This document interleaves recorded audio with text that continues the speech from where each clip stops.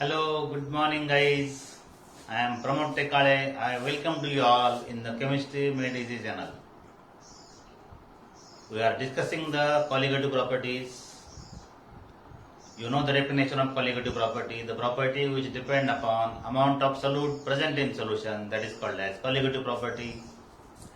You know well that there are four colligative properties. One is lowering of vapor pressure, second is the elevation in boiling point, third is depression in freezing point, and fourth one is osmotic pressure. Today we are going to discuss about the decrease in freezing point. So what is meant by freezing point? You know all that freezing point of water is 0 degree centigrade. So what is the freezing point? The definition of freezing point, you know, one definition is that it is the temperature at which any liquid is converts into solid. That is called as the freezing point. But the other definition of the freezing point is that the freezing point, it is the temperature at which the vapor pressure of the solid solvent and vapor pressure of the liquid solvent is same. Okay? At the freezing point stage, the vapor pressure of the solid and vapor pressure of liquid is same. So the definition, I will repeat the definition again. What is the freezing point? Freezing point is the temperature at which vapor pressure of solid solvent and vapor pressure of liquid solvent is same. Okay. ज्या स्टेजला liquid आणि solid या दोन्हीचं vapour pressure सारखं असतं, ती जी stage आहे त्या स्टेजला जे टेम्परेचर असतं त्या टेम्परेचरला म्हणलं जातं freezing point. Okay. So the freezing point of water, you know well that is 0 degree centigrade. Okay. Now see, if you add any solute into the water, what is your observation? It is observed that when you add any solute into the water and solution is formed, the freezing point is decreased. Right? And this decrease in freezing point, that depend upon what? That depend upon how much quantity of solute you add into the water. Right? If you add more solute, the freezing point is more decreased. Okay? So this decrease in freezing point, it depends upon the amount of substance that is there into the solution. Okay? Or the decrease in freezing point, that depend upon number of solute particles which are there into the solution. Thus we say that it is a colligative property. So colligative property means that property which depend upon amount of solute present in solution, that is called as colligative property. Okay? Now let's consider a solvent and T0, TB0, it is freezing point of solvent. Let's consider that TB0, that is the freezing point of solvent. And TB, I will write here TF not B. This F is for freezing point. Okay. F is for freezing point. T for temperature. Okay. TF0, that is the freezing point of solvent. TF, it is the freezing point of solution. Right? Which is more? When solution is formed, the freezing point is decreased. Right? When solution is formed, the freezing point is decreased. So TF0, I will write here TF0 minus TF. Right? TF0 minus TF, that is called as the delta TF. Here, what I have written here.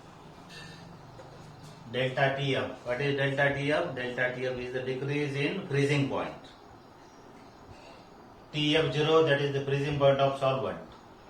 TF, it is the freezing point of solution.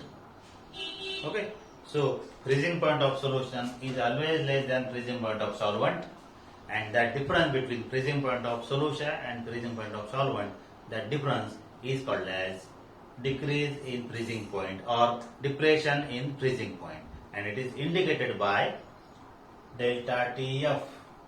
Okay, I have written here heading lowering of, I will write here depression in freezing point. Depression in freezing point.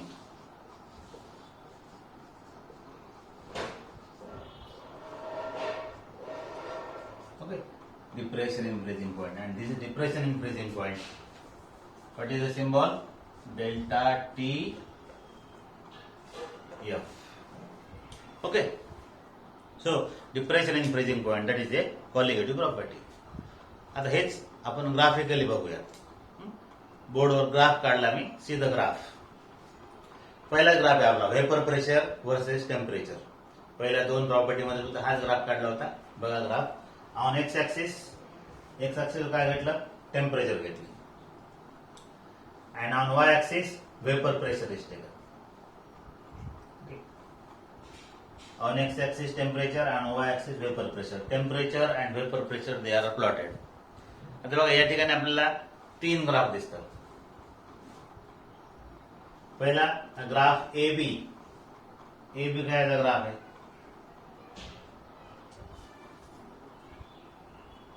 हे liquid सॉल्व्हंटचा graph, right.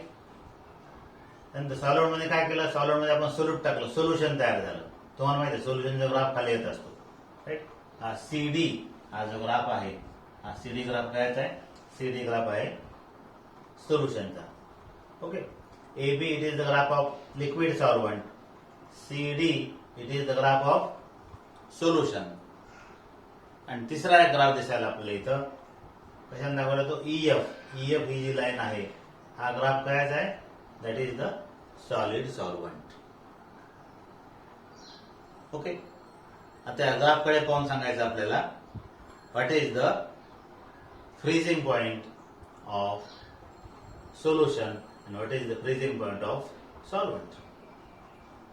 बघा आता या पॉइंटला काय झालंय? At this point, बघा या पॉइंटला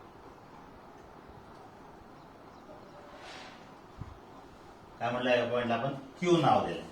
या पॉइंटला क्यू नाव दिलं. या क्यू पॉइंटला काय झालंय? क्यू पॉइंट कोणते ग्राफ एकमेकाला टच झालेले?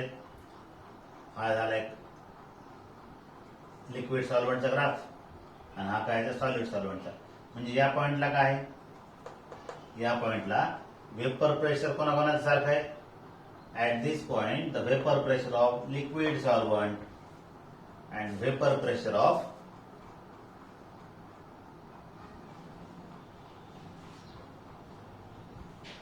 at this point vapor pressure of liquid solvent. आणि दुसरी कोणती रेषा आहे? सॉलिड सॉल्व्हंट है ना.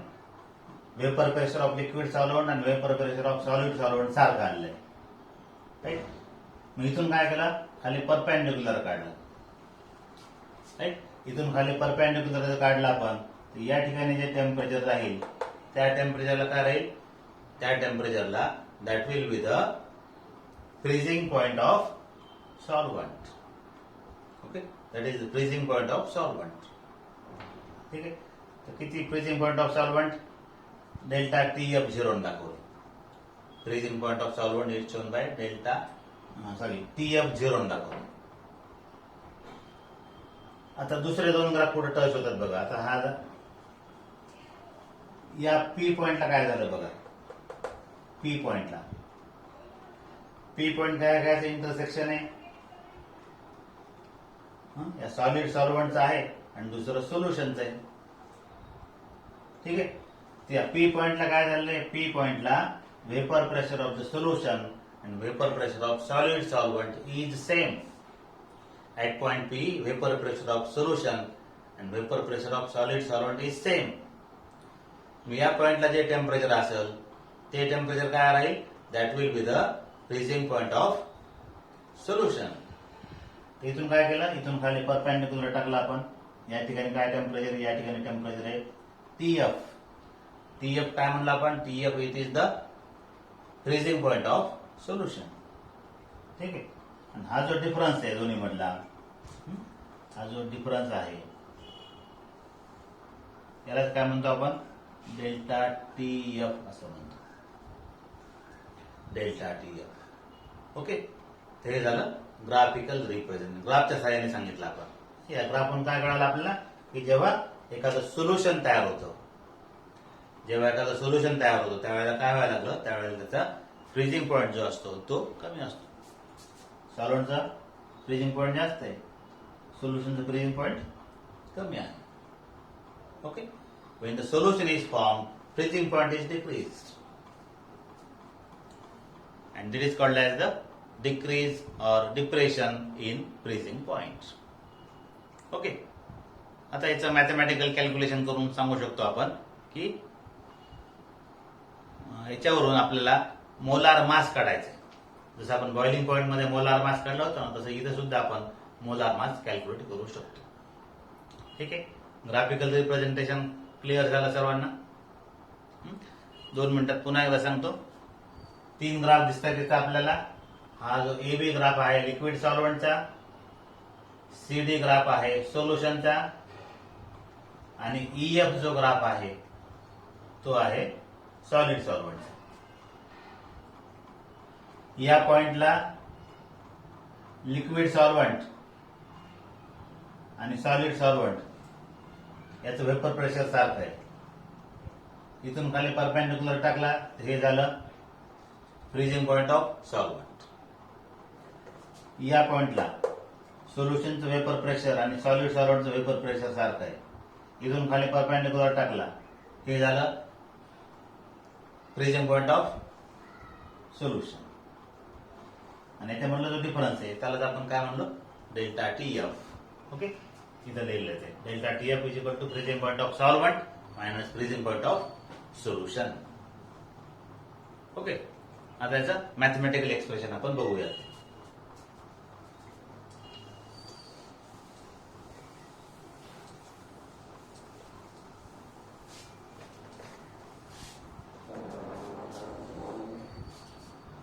बघा इथं पुन्हा एकदा लिहितो मी. TF0 that is the freezing point of solvent. TF freezing point of solution. TF0 is more, so that is यांच्यामधला फरक. यांच्यामधला फरक जो आहे तो कशाने दाखवला आपण, डेल्टा TF न दाखवला. That delta TF it is the depression in freezing point. Now experimentally it is found that this decrease in freezing point that depend upon molality of the solution. Decrease in freezing point, I will write here delta TF, it is proportional to what? It is proportional to the molality of the solution. तुम्हाला माहिती आहे delta TF molarity आपण कशाने दाखवतो, small m. Now this proportional that is converted to equality, so it is delta TF, it is proportional to is equal to लिहितो इथं, is equal to constant लिहावं लागेल इथं आपल्याला. इथं कॉन्स्टंट आहे KF into m. What is this constant? This KF is called as molal. What is KF? KF is called as the molal depression constant. Molal depression constant. Okay. KF is called as the molal depression constant. It is also called as the cryoscopic constant. Molal depression constant or cryoscopic constant. आता याची definition समजा आपल्याला करायचं असेल, KF definition सांगायचं असेल तर कशी सांगता येईल आपल्याला. जर समजा molarity of the solution is 1, काय करू इथं कळत आपण. जर समजा सोल्युशनचं कॉन्सन्ट्रेशन काय आहे, if m is equal to 1. m is equal to 1 म्हणल्यावर काय होईल? kf is equal to delta tf. kf is equal to delta tf. Right? From this, how we can define kf? Kf is called as the molar depression constant, and it is defined as it is the decrease in freezing point when 1 mole of solute is dissolved in 1 kg of solvent. And 1 molar solution आहे. तुम्हाला माहिती आहे 1 molar solution कसं असतं? How 1 molar solution is prepared? We dissolve the 1 mole of solute in 1 kg of solvent. Right? 1 mole of solute 1 kg solvent मध्ये dissolve केल्याच्या नंतर जे काही फ्रीजिंग पॉइंट मध्ये फरक पडतो, जे काही फ्रीजिंग पॉइंट कमी होतं त्यालाच म्हणायचं molar depression constant. The symbol Kf. It is also called as the cryoscopic constant. Okay. Now, come to here again. Delta Tf is equal to Kf into molality. But you know, what is my molality? How we calculate the molality?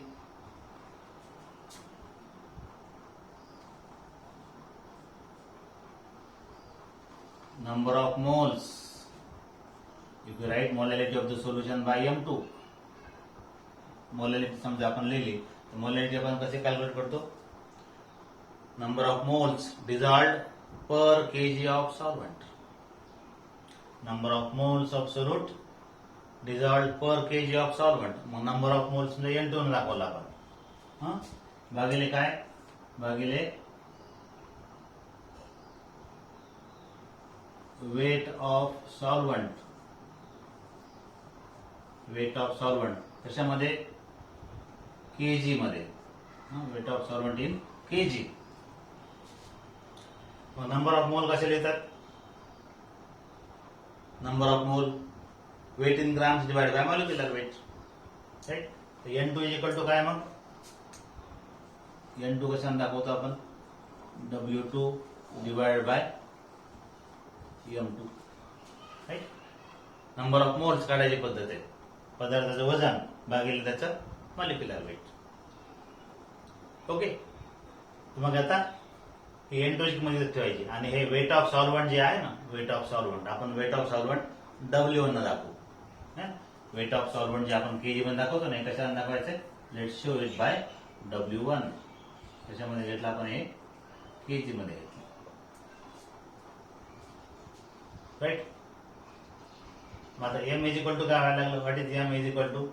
m is equal to, I will write it here, m is equal to W2 divided by m2 into W1. W1 is taken in kg. बस आता हे मोलॅलिटीची किंमत इथे ठेवून द्यायची. Put the value. Right? If you put the value here, what you will get? Delta Tf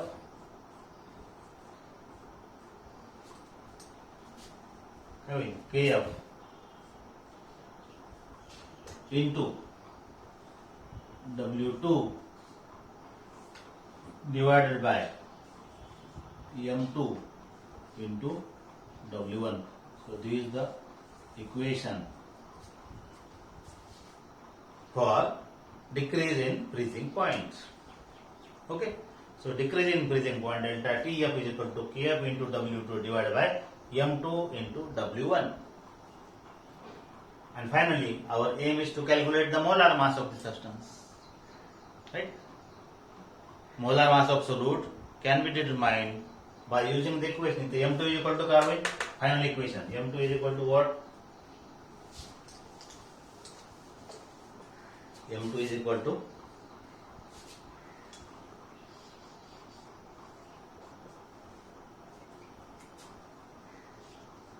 Kf into W2 divided by delta Tf into W1. So that is our final equation by which we can calculate the molar mass of solute. Okay एकदा सगळ्या सिम्बॉलच्या अर्थ लक्षात घ्या. M2 काय आहे? M2 is the molar mass of solute. ठीक आहे. त्यानंतर W1 आणि W2. W1 आणि W2 काय झालं? Weight of solvent, weight of solute. Kf. What is Kf? Kf is it is a constant. It is called as the molar depression constant. And delta Tf that is the lowering of freezing point. So thus we can calculate the molar mass by using this colligative property, that is the depression in freezing point. Okay. याच्यानंतरची जी property आहे that is the osmotic pressure. Okay. So after this colligative property, the last colligative property let's discuss, that is the osmotic pressure.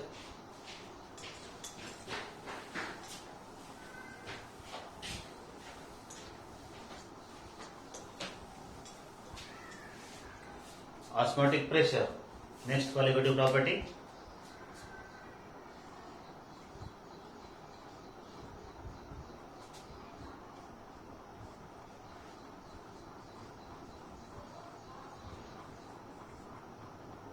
Osmotic pressure, it is indicated by pi.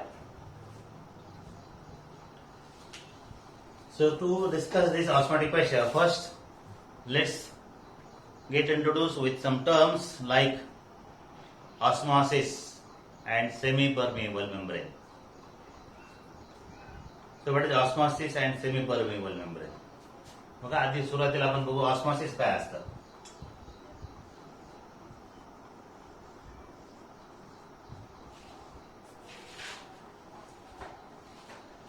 समजा आपण दोन solution घेतले आणि या दोन सोल्युशनच्या मध्ये काय ठेवलं आपण? सेमी परमिएबल मेम्ब्रेन ठेवलं. बघा इथं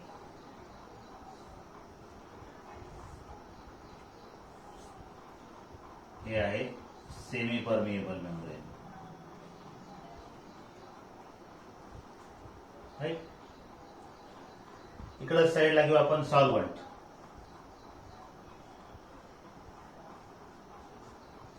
आणि इकडे घेतलं सोल्युशन.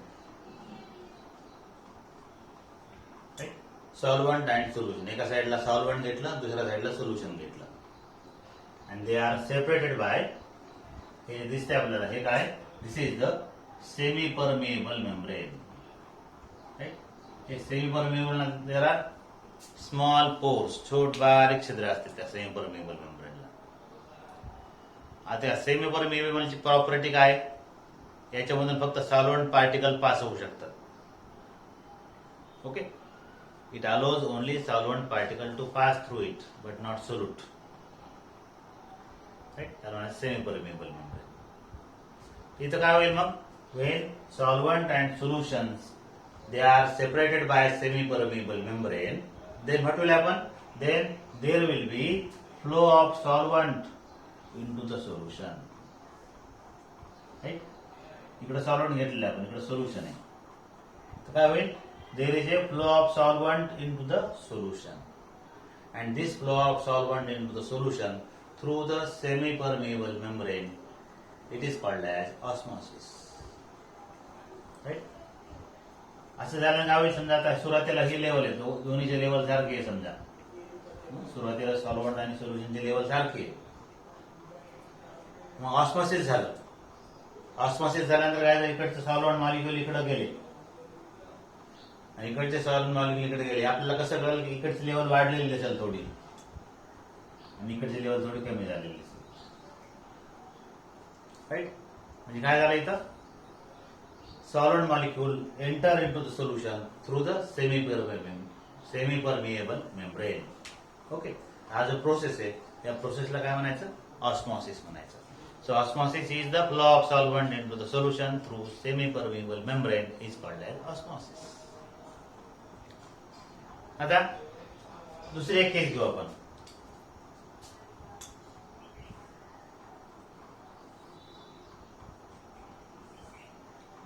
इथं पण आता हे सेमी परमिएबल मेम्ब्रेन आहे,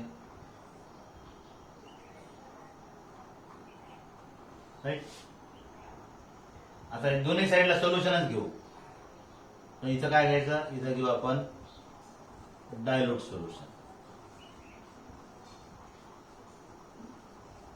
इकडच्या साईडला घेतलं कॉन्सन्ट्रेटेड सोल्युशन.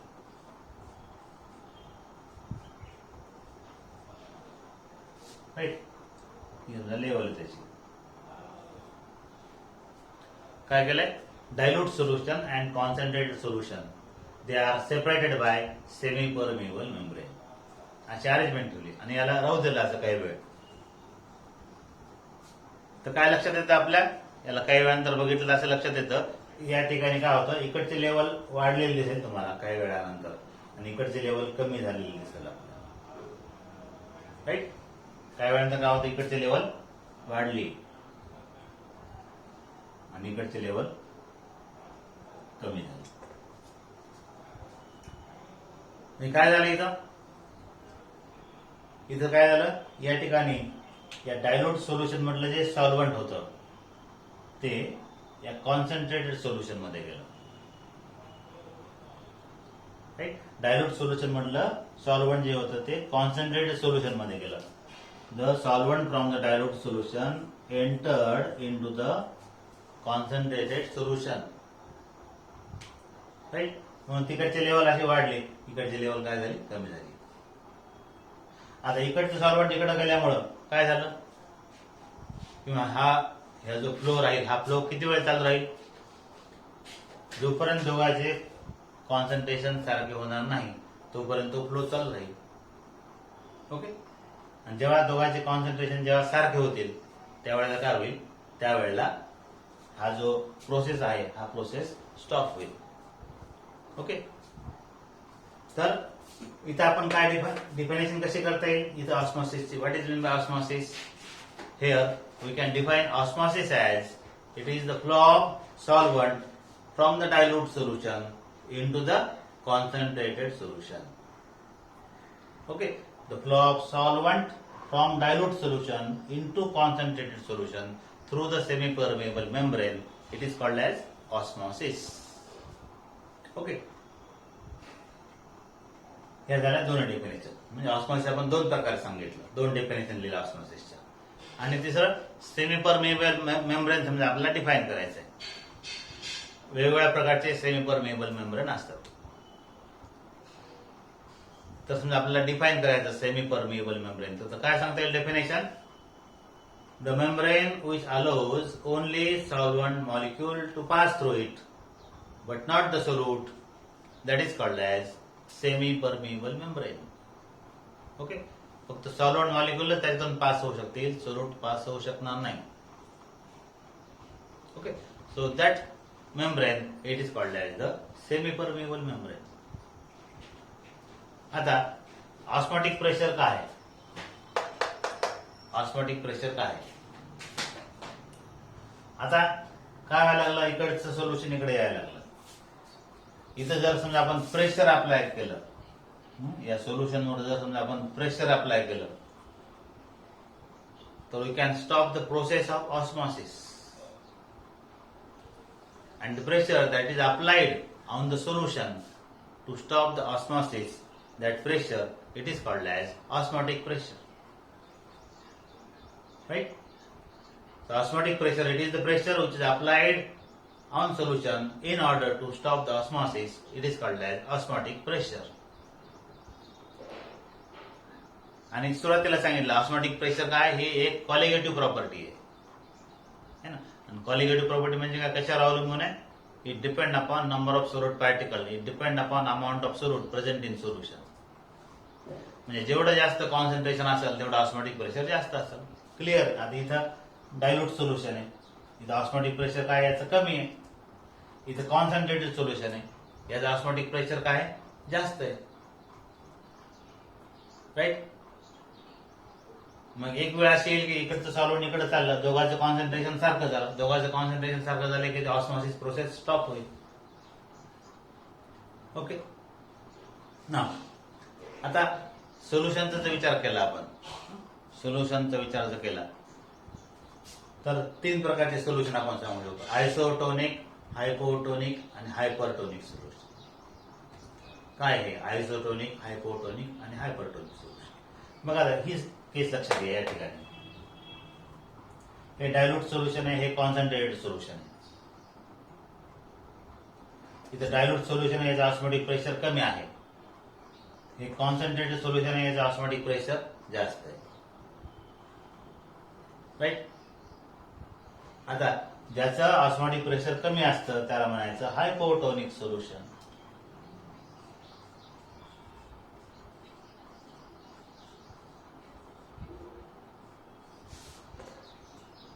ज्याचं ऑस्मोटिक प्रेशर जास्त आहे त्याला म्हणायचं हायपरटोनिक सोल्युशन.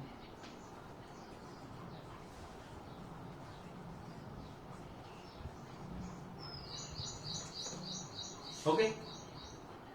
आणि जर दोघांचं कॉन्सन्ट्रेशन सारखं असेल, दोन्ही सोल्युशनचं कॉन्सन्ट्रेशन जर सारखं असेल, अशा वेळेला ऑस्मॉसिस होईल का? ऑस्मॉसिस होणार नाही. आणि ऑस्मॉसिस होणार नाही तर अशा ज्या सोल्युशन जे असतात जिथं ऑस्मॉसिस होत नाही, दोघांचं कॉन्सन्ट्रेशन सारखं आहे, असं जर असेल तर तशा प्रकारच्या सोल्युशनला आयसोटोनिक सोल्युशन म्हणायचं. लक्षात आलं? आयसोटोनिक, हायपोटोनिक आणि हायपरटोनिक. दोन्ही सोल्युशनचं कॉन्सन्ट्रेशन सारखं असेल तर ऑस्मॉसिस होत नाही, त्या सोल्युशनला आयसोटोनिक सोल्युशन म्हणायचं. दोन्ही सोल्युशनचं कॉन्सन्ट्रेशन वेगवेगळं असेल, ज्याचं कॉन्सन्ट्रेशन कमी आहे त्याला म्हणायचं हायपोटोनिक सोल्युशन, आणि ज्याचं कॉन्सन्ट्रेशन जास्त आहे त्याला म्हणायचं हायपरटोनिक सोल्युशन. आणि वेगवेगळे कॉन्सन्ट्रेशन असलेले सोल्युशनच्या मध्ये जर सेमी परमिएबल मेम्ब्रेन जर ठेवलं, ऑस्मॉसिस होतं. Okay. So that is about the osmosis and osmotic pressure. आता याच्यामध्ये आपल्याला मॉलिक्युलर वेट कसं काढायचा, जसं आपण पहिल्या 3 प्रॉपर्टीमध्ये मॉलिक्युलर वेट काढलं तसं इथं सुद्धा आपण मॉलिक्युलर वेट डिटरमाइन करू शकतो. तर जसं गॅस संदर्भात जे लॉ आहे, बॉइल्स लॉ, चार्ल्स लॉ, तर व्हॅन टॉपनं काय केलं, व्हॅन टॉपनं जसं जे लॉ गॅससाठी अप्लिकेबल होते ते लॉ या सोल्युशनसाठी अप्लाय करून बघितले आणि त्यांना स्वतःचे वेगळे लॉ दिले आणि त्याच्यानुसार एक जनरल इक्वेशन सुद्धा सोल्युशनचं मिळालं आणि त्याच्यानुसार आपण मॉलिक्युलर वेट काढतो. हा जो सगळा भाग आहे हे आपण पुढच्या पिरियडला पाहणार आहोत. ठीक आहे. सर्वांना एक रिक्वेस्ट आहे की सर्वांनी काय करायचं, हे जे चॅनल आहे हे चॅनल लाईक करा, सबस्क्राईब करा. भेटूयात पुढच्या व्हिडिओमध्ये. Till then, good bye.